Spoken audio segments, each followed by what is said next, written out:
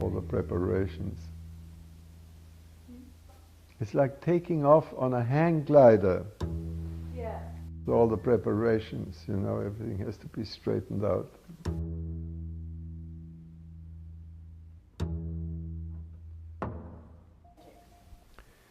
Well, if you want a definition of cybernetics, you can get it from Norbert Wiener, which is the study of communication and control in animals and the machine.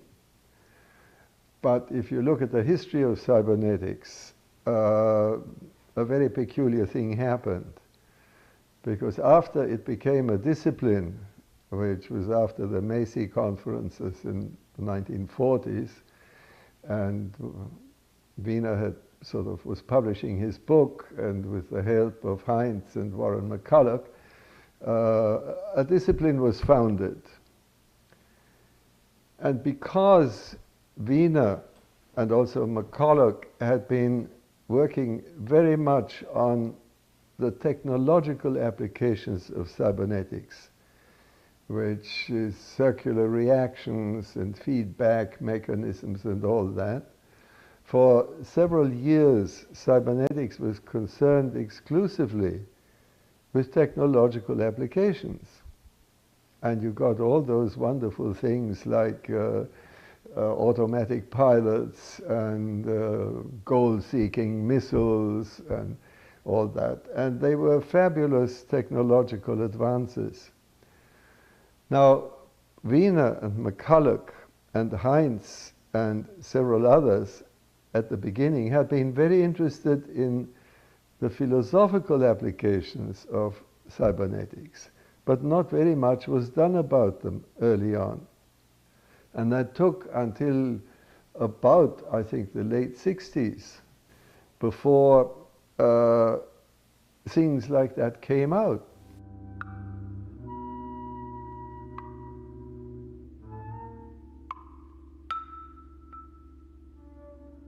And that, if you like, then became the birth of second-order cybernetics, where the focus was no longer on scientists doing things with things, but it was on the scientist himself. The beginning of that was the book that Heinz edited called Observing Systems.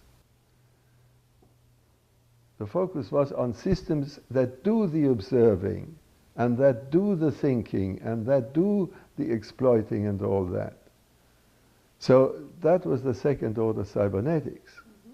That, I think, one has to know if you talk about cybernetics, because today the second field is as important as the first application.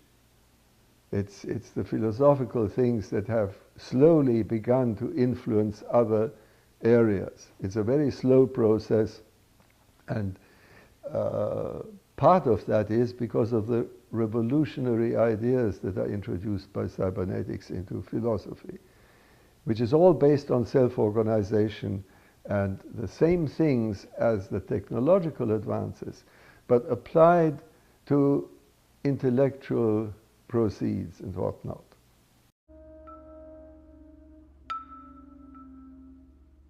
Cybernetics has been defined since then in many different ways. I have my own definition, of which, of course, I'm fonder than of all the other definitions. And it is that cybernetics is the art of finding possibilities between constraints.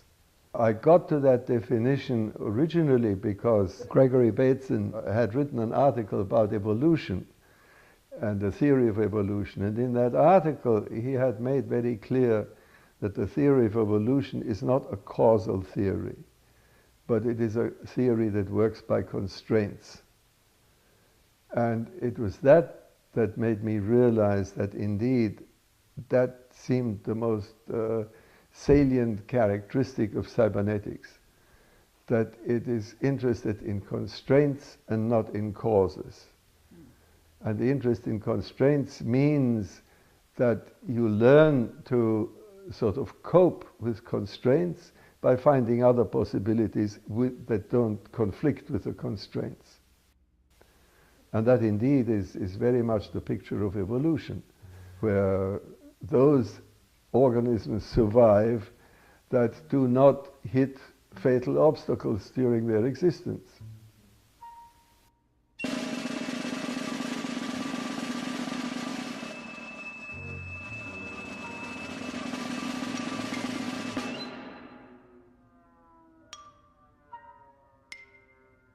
I woke up this morning thinking of your definition of cybernetics. I remember hearing it as the art and science of maintaining equilibrium in a world of constraints and possibility. Yes.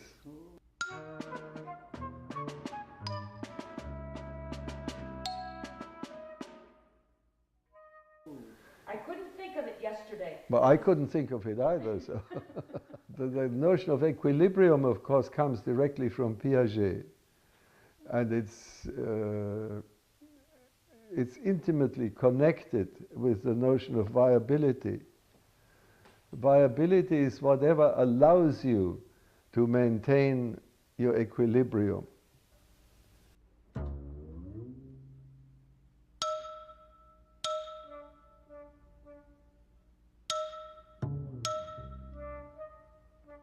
Example, please. Well, it's very, anytime you try to go somewhere, anytime you have a goal that you're pursuing, you go in a certain direction until you hit an obstacle. That obstacle shows you that the direction you've been going in so far is not a viable direction. It doesn't get you there. So you change your direction. And you try another direction. Try turn to the left or to the right or whatever. And you go until you meet another obstacle. And so on until eventually, hopefully, you get close to your goal. The viability is the ability of something that you're doing to get past the obstacles. You do not do away with the obstacles, but you go around them. Is viability similar to requisite variety? Requisite variety was Ross Ashby, Roger Conan's term. I don't think so. I mean, if you like, you need a requisite variety if you want to control something. So it's necessary for a viability, for a viable control mechanism. Let me phrase this differently.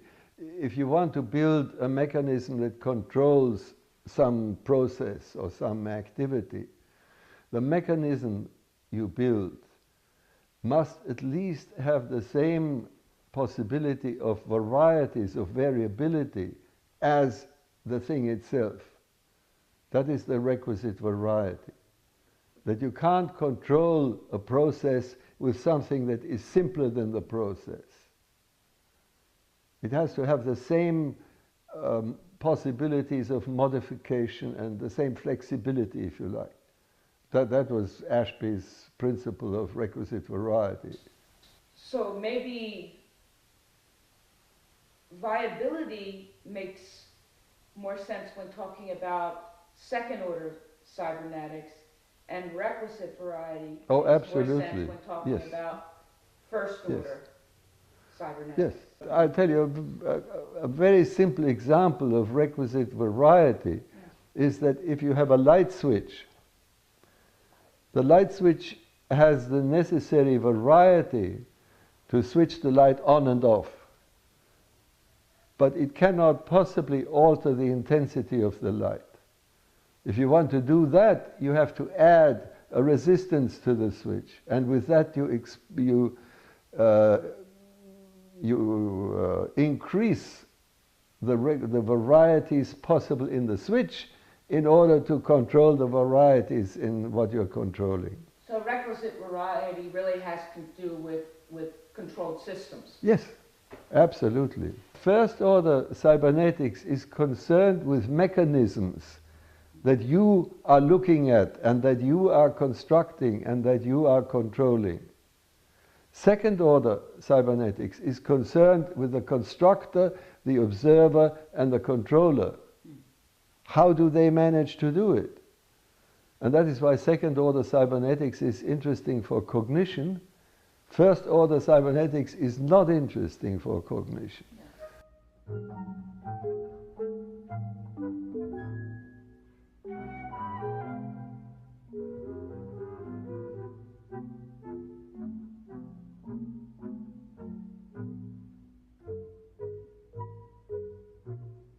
And that gets me to something that has made me very unpopular in saying it, that most of what is called artificial intelligence today is based on first order cybernetics. And therefore it's very like behaviorism. It doesn't take into account what the intelligence has to do in order to observe, to construct, to think, to fantasize, and all that. My understanding is that that is exactly the split that happened in cybernetics. That you had cybernetics and then you had artificial intelligence, which was a continuation of first order cybernetics. Rather than in implementation yes. of... But let it be said that today, in the last, I would say in the last 10 years, there have been people working in artificial intelligence who are more sophisticated than that, who are getting round to the questions that you have to ask if you want to really model a living organism. Because the living organism is always the perceiver. The living organism is the one that constructs its own perceptions. And they're very often not like the one of the engineer who's trying to design the automaton or the model or the robot. I don't want to devaluate first order cybernetics at all. I think some of the things that have come out of it are wonderful. Sure. And we all know it. I mean, I think they have it in refrigerators today. There are chips that are implementations of first order cybernetics. The cars today with all the automatic braking systems and all those, that's all first order cybernetics. But in order to get a driver of a car, you have to do a little more. You see, you have to get into the second order. Anything else you want to say about cybernetics? I think it's a widely abused term, you know. It's become sort of cyber this, cyber that, and people try to sell things under that flag that have nothing to do with cybernetics at all. So.